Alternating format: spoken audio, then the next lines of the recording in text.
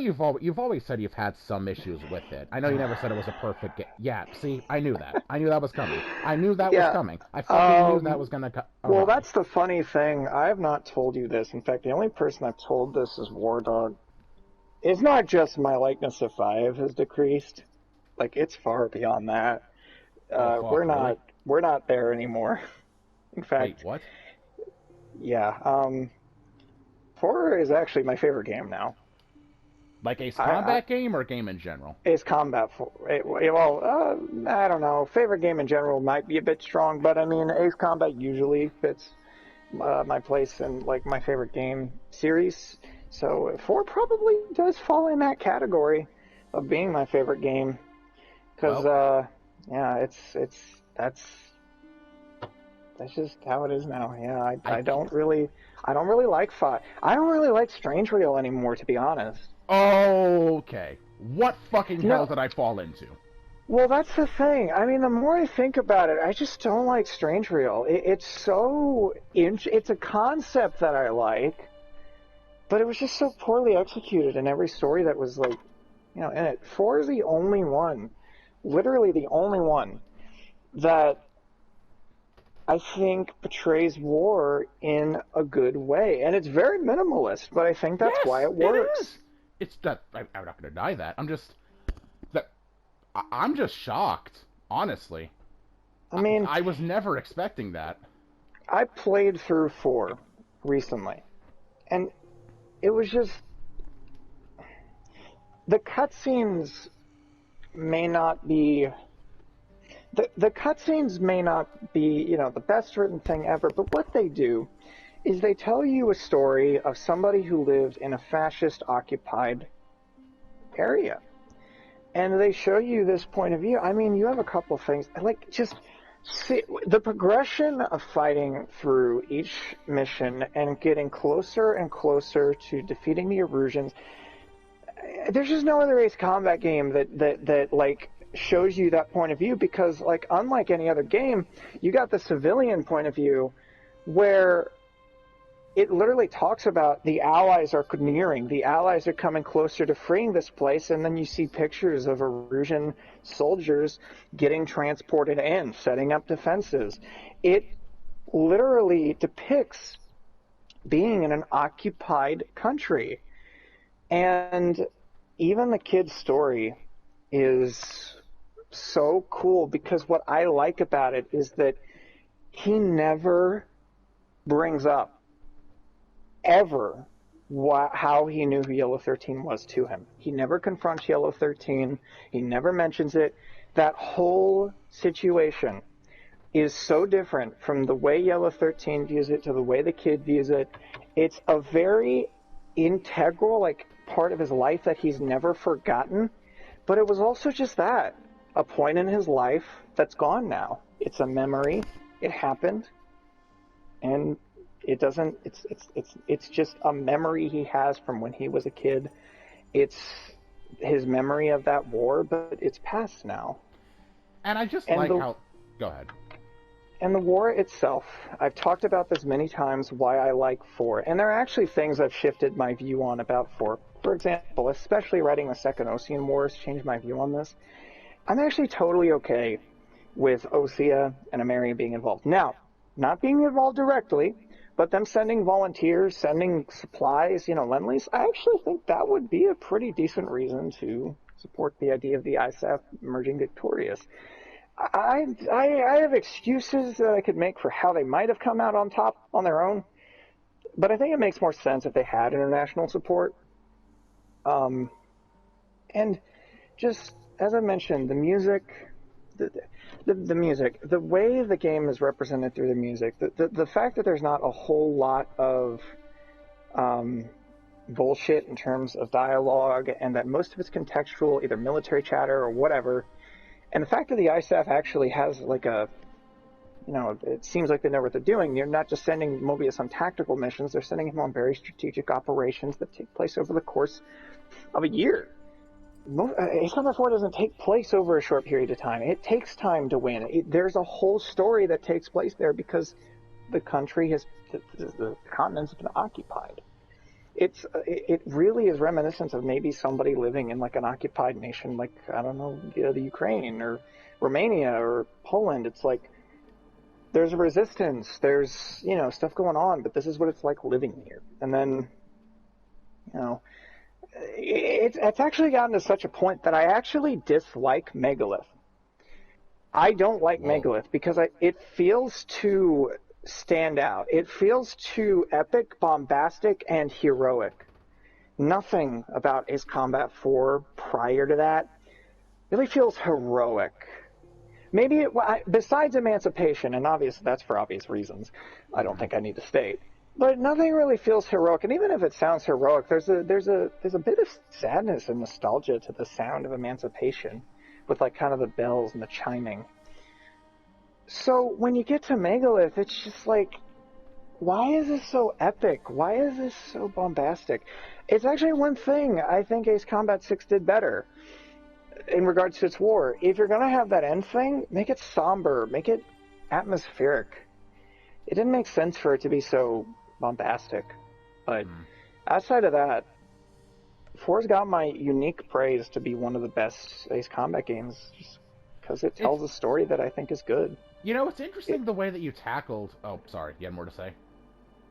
I guess the only other thing I could say is, I like how the game talks about war at the start of the game, where, they show it on TV, it's just like, it's something that's an idea. It doesn't really, phase you, because it's something that happens. And that's our view of war nowadays. It's something that happens in a faraway land. It doesn't really affect us. And then it hits you. It's right here. We're in the middle of it. It's actually kind of interesting that the... Go ahead. Sorry. No, go ahead. I was telling you to go ahead. It's actually kind of interesting the way you've been describing what made Ace Combat 4 your favorite game, because when I asked you that question, I was just fully expecting you to get, more criticism of Ace Combat 5, more problems you have with Ace Combat 5. Now, granted, you probably didn't really go into detail about them, there probably were, but it seems more like you've come to appreciate 4 more, as opposed to liking 5 less, which is what I was expecting. I think 5 dropped the ball in some areas, but I don't actually find 5 that insulting. I think it represents war weirdly, but in a way I can kind of get behind. It takes a different route. I think if 5 followed through, if you actually stuck with the Oseans and won the war, or hell, even if the Yuktobanians had a resurgence and, kicked you out of the continent, I think there is potential for that to be on the level of 4. Maybe not up to that point, it wouldn't be too good. Although 4's battles are larger in scale than 5's because of I don't actually know why, but it's something about the engines, I guess. They just couldn't portray as much units in 5. But the thing about 5 is when it shifts its story, it's too jarring. It doesn't feel like the same game after you switch to the Rosgreaves, and even if you say it does, it doesn't follow through. And Zero is what makes me hate Strange Reel, I think, a lot, because or dislike Strange Reel, because that whole situation was just so the ball was so dropped. That war is so inconsequential and stupid. And Ace Combat 6... we found out about the nuclear BS. Yeah, and Ace Combat 6 isn't bad.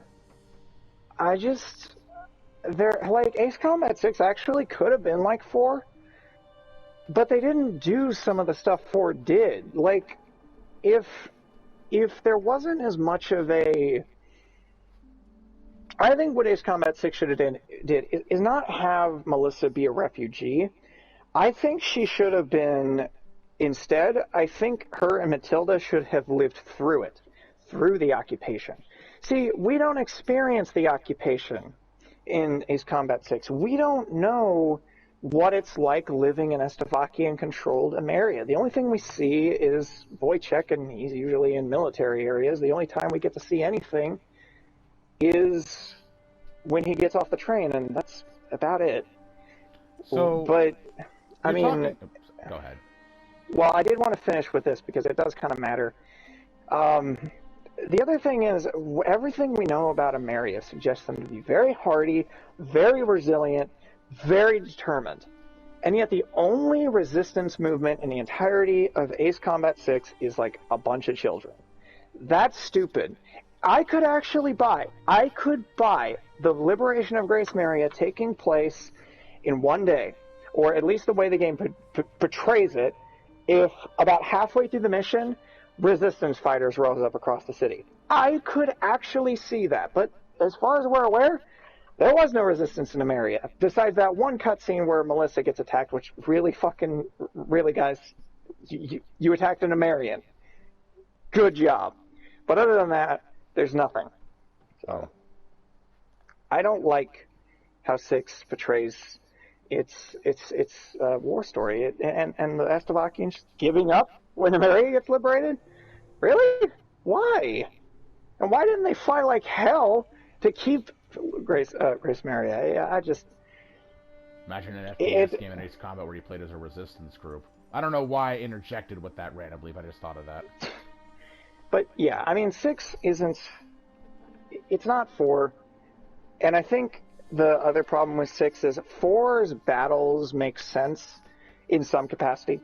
The thing about 4 is the battles you take part in, you do kind of win them the same day, but in every instance it makes sense why you win them the same day. I mean, San Salvation has the resistance, and again, the fight's already going on when you join in, and the Erusians are already retreating. Whiskey Corridor suggests that the battle has already been going on, that since the units are already, involved, then you force a retreat. Farbanty has definitely already been going on. And then Operation Bunker Shot, again, you take out a lot of enemies and you can assume you force a retreat. But in fucking Ace Combat 6, you just destroy everybody within like 10 minutes, or 30 minutes if it's a really long mission. But like Ragnar is the only one that's like that. Every other mission, yeah, you just totally destroy the entire Estavakian army and their forces just completely collapse. Infantry be damned. In what should be like a multi-day long fight, Bartolomeo.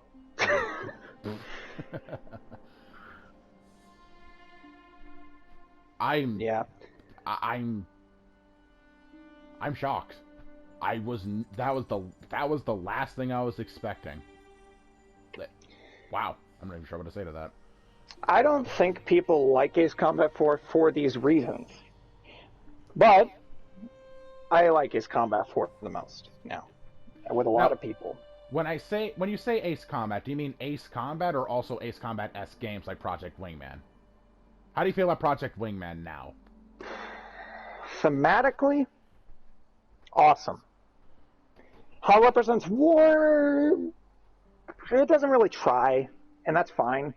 I think Project Wingman's fun, and I like it for that. Thematically, I love it. I love the ending.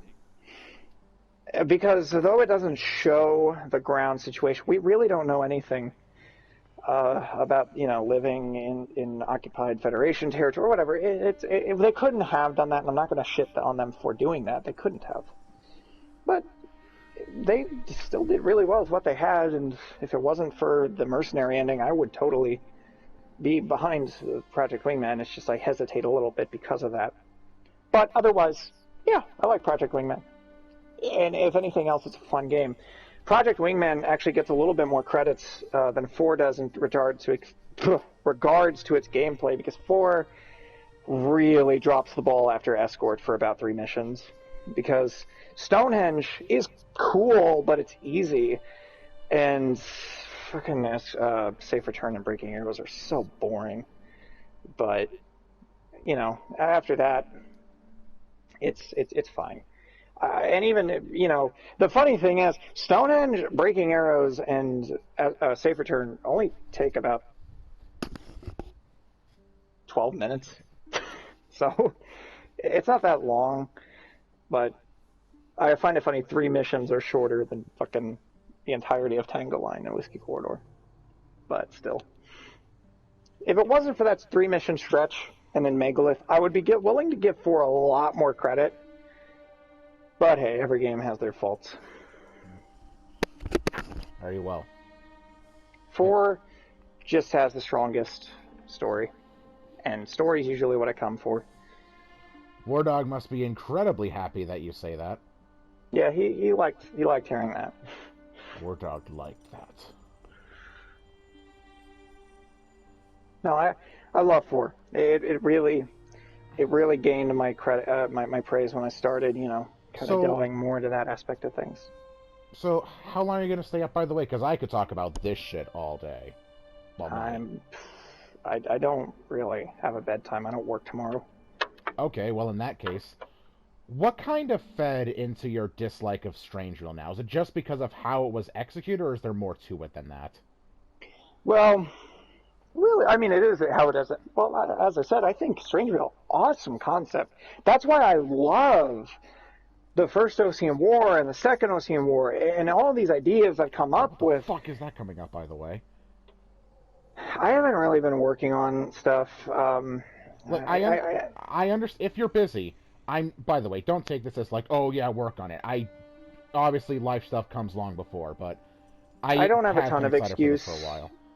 I'll say that I've been working, but it's not really an excuse. It's just yes, it is. Working is absolutely an excuse, especially since you want to rest after a day. Yeah, but I could have done stuff. Also, I'm kind of a little bit nervous because with that soundtrack I sent you in regards to what I was saying, I said this is not for the story-based video. That's because I changed what I wanted to do. Now, I still want to do the story-based video. That's still going to happen and has to. But I wanted to make a battle map video. I want to make an animated battle map showing the whole war. Like, if you've seen the World War II every day with army sizes, that's what I want to do. I want to do something like that. But I don't know how. I have an idea. I kind of know what to do. I've looked up some videos, and it's not impossible, but it's just something I'm nervous about doing. I don't believe I can't do it. It's just doing it is very daunting. Just don't put too much on your plate before you start doing so much that you end up that you're not able to completely finish it. Like with what happened with Fractured Fates. No offense. As I said, I haven't fully canned Fractured Fates yet. I don't have as much passion to work on it. I don't even think it's that I can't finish it. I just don't have the passion to.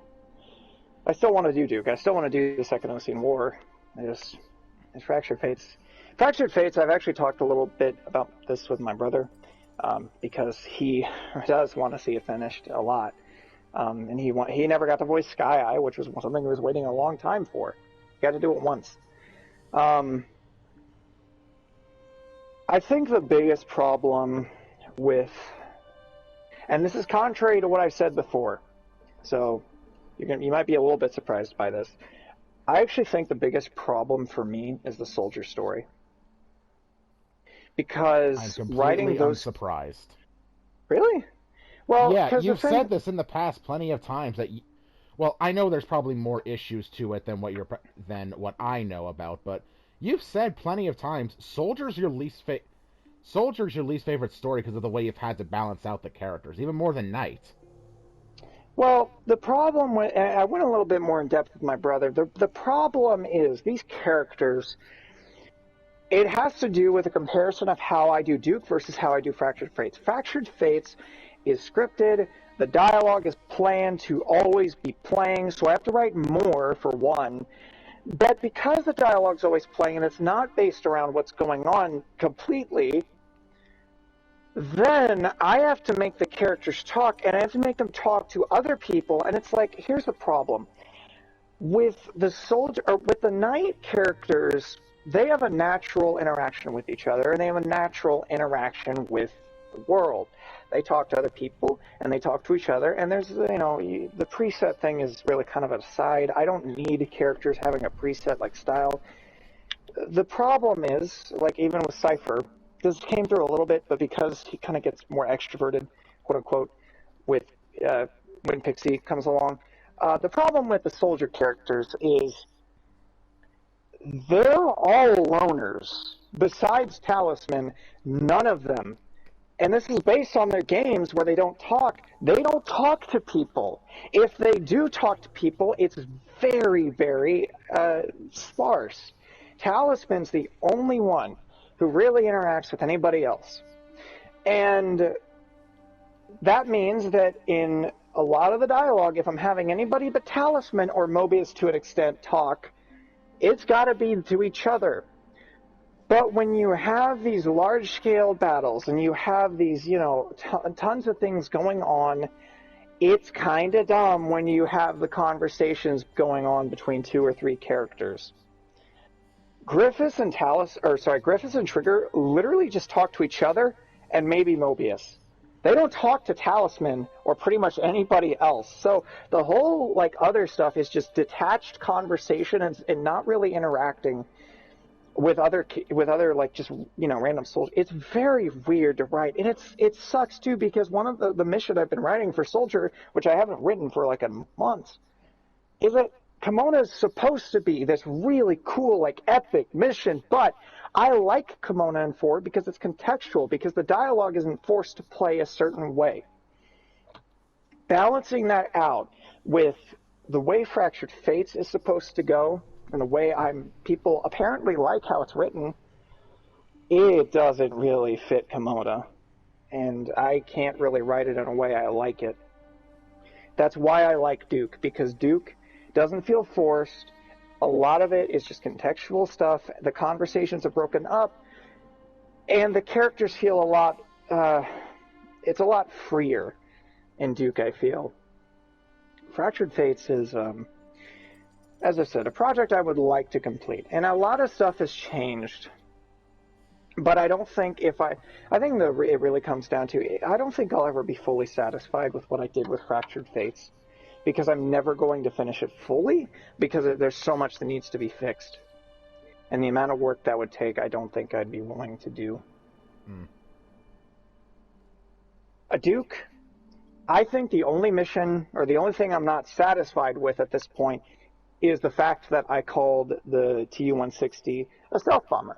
That's the only thing that and also a couple of characterization points in the first mission. For one, the antagonizing was a little bit too far. Thank you. You knew I said that. Sorry, keep going. Yeah, and Jingo shouldn't have said fuck. Now, that was actually War Dog's idea, and admittedly, this has changed somewhat recently. Jingo's not supposed to swear very often. He's supposed to be one of those characters that when he swears, it means something. So the fact that he dropped an F-bomb early on, I don't like. It kind of lowers the value later on, because people are going to have the impression, even if it doesn't seem this way later on, that he swears because of that first impression. That's not the case. Jingo's not supposed to be a guy who swears often. But outside of that, the Tu-160 thing and too much antagonization, I'm satisfied with Mission 1, and Mission 2 and Mission 3 I'm completely cool with. I am satisfied with how Duke is going so far. I don't need to correct anything. Besides that, and I don't think that's worthy of another video. If I'm really bothered by it in the future, I can fix that, but I probably won't be. Fixing that is not comparative to fixing literally the entire first half of Fractured Fates. Hey, Trigger, you want to be a part of Fractured Fate? Want to be a part of Sheik Soul? Hey, wait a minute, Hector. Shouldn't you consult the council? What council? Sorry. Yeah. It's still funny to me that how we collectively found that out together.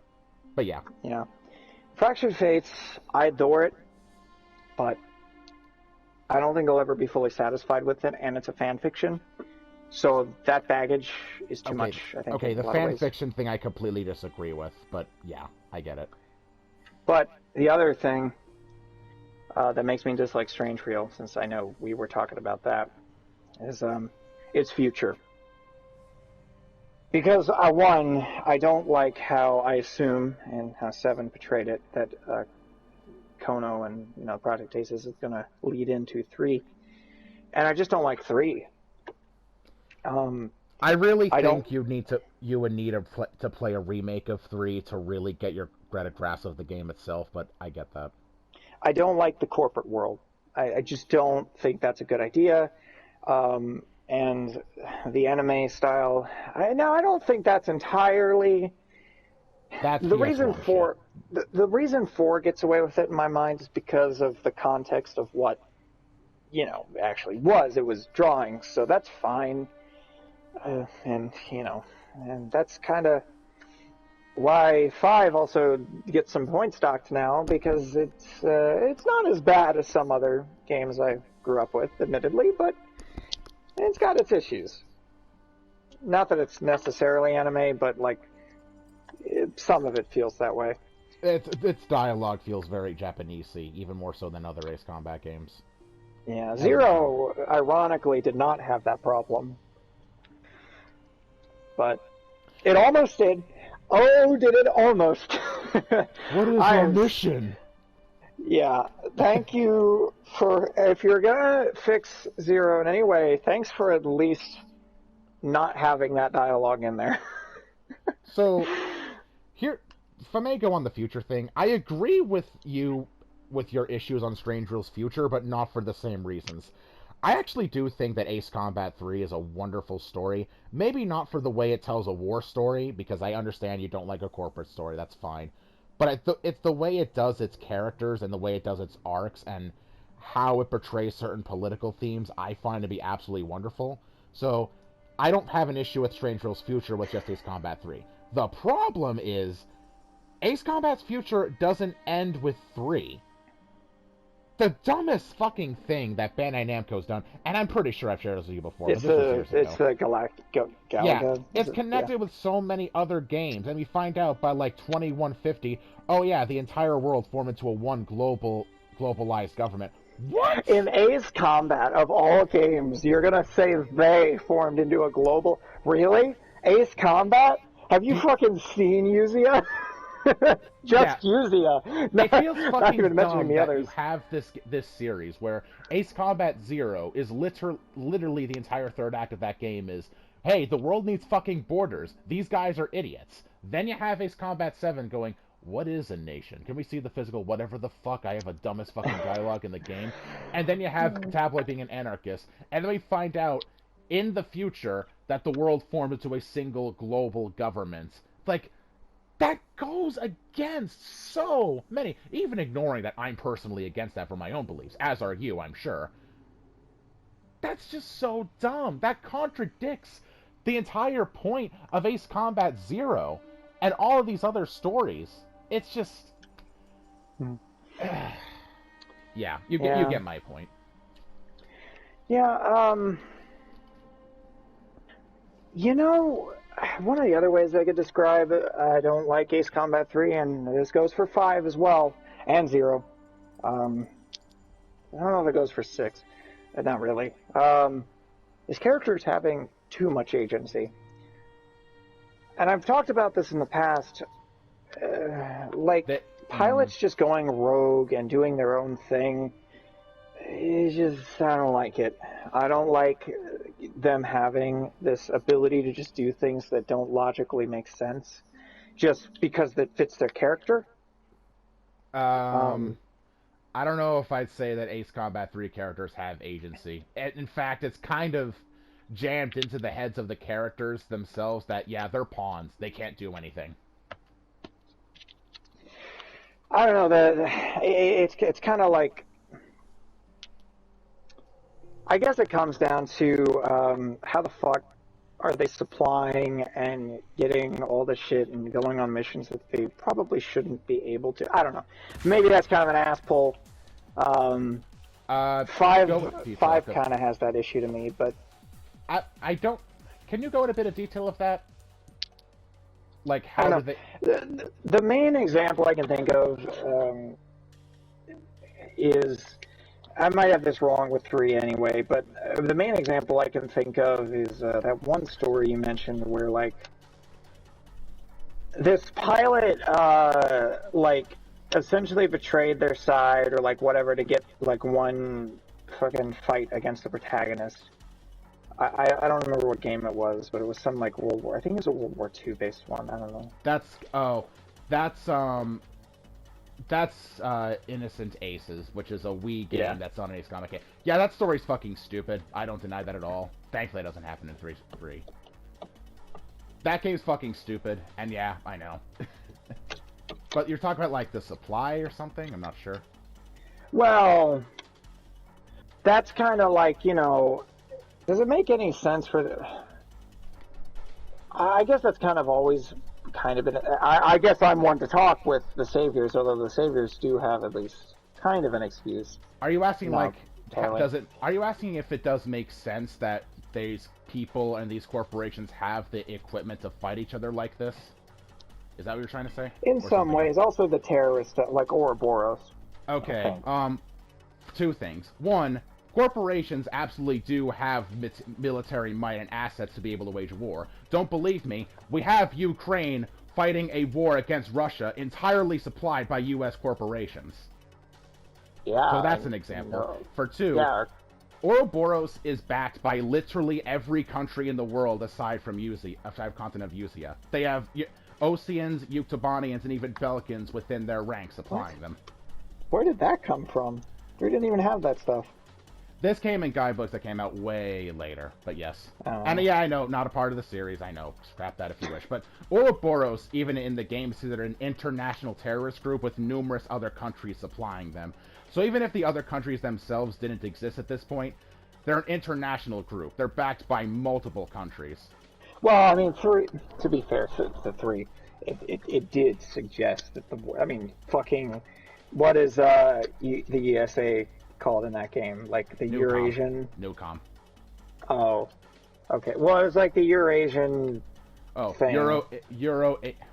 Euro-Asian Space Administration, yes. Yeah, Europe, so Asia. it suggests that there's other countries. It wasn't just Usia. Usia was the only one that was focused on, but it was in a larger world. The point is, even ignoring that the countries themselves, like Ose and Yuktobania, didn't exist yet, Ouroboros is blatantly stated to be backed by multiple different countries across the world. Which, by the way, in case you're thinking that that might be ridiculous, that terrorist groups get backed by multiple countries, that's not ridiculous at all. That's happened all the time. No, I don't think So yeah, that's ridiculous at it all. makes sense in both cases. There are plenty of corporations that have ridiculous amounts of military might that can supply armies to fight against huge numbers of forces. We see this in Ukraine, saw this in Afghanistan, you get the idea. And there's huge terrorist groups, even in the real world, that are backed by multiple countries. So I don't find either one ridiculous. Yeah. I don't know, as I said, I would be willing to try 3 remake, but the future of Ace Combat is just kind of broken, and even if you're not talking about 3, But first, you're talking about the Galaxy. soundtrack. For 3? But first, they need to fix the soundtrack. Yeah. I mean, that just goes without saying. I know people argue that, but I don't know why you'd argue that. I guess if you like clanking noises every so often, then sure. Must like the clankers from Star Wars, admittedly. Anyway, yeah, I get it. But I don't even really look at Ace Combat 3 as a super fun corporate story at this point. Honestly, if I want to play a corporate war, I'm just gonna go and play Armored Core. But whatever. But no, it's not just that. I mean, look at it. I mean, this isn't Ace Combat 4's fault. Well, there's one thing that's Ace Combat 4's fault. Why the fuck is the peace deal immune September 19th? That's dumb. But outside of that, this wasn't 4's fault. Why is Erusia still a fucking country in 7? Or at the very least, why does it still have all its territory? Shouldn't the ISAF have liberated some of that area? Okay. And my excuse would be that the IUN took over and kind of botched the whole thing. But that's not suggested by Ace Combat. So why do they have that territory? It's actually interesting. I have a map, and I'm going to use it for at least some of the stuff that I have. But I have a map. It's a fan map. And the funny thing is, it shows, it's a post-Ace Combat 4 map before 7 came out, and it shows that fucking Belarus has control of a lot of territory in Erusia, which I assume means that Erusia probably took that territory earlier on, because we do have the Age of Expansion thing, which they didn't even know about, but at the time they made that map, but yeah, we do have the Age of Expansion thing, so why wouldn't countries want their territory back by a fascist country? Arusa's been fascist, as we understand, for a while, so why the fuck did they not lose anything? And then Ace Combat X. So you're going to tell me that there's this large-scale war going on just south, and OC is supposed to be a country that's based off America, right? And they don't care about this large-ass war that's going on just south in the continent that neighbors them. They don't give a shit. Proper isolationism. Yeah. And then, I also feel like Ace Combat doesn't do enough to come close to the real world. Like, I'm really introduced. Like, the funny thing is, I'm really going balls to the wall with Second Ocean War, because besides 4, none of the nations in Ace Combat have really a specific ideology. They're either democratic, a kingdom, which doesn't make any sense, or they're authoritarian, just generic authoritarian. There's no communism, there's no fascism, there's nothing else. It's just kings, authoritarian, and democracy. Why? You have countries with flags that are clearly communist inspired.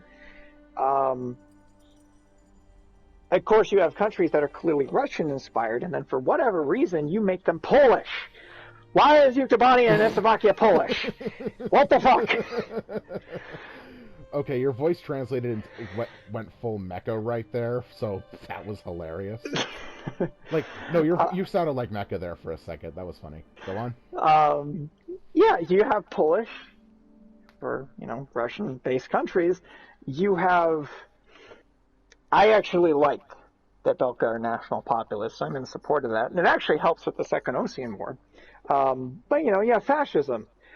And to be fair to them, Rusia is Italy/France, so that does make sense, only there were no other fascist nations?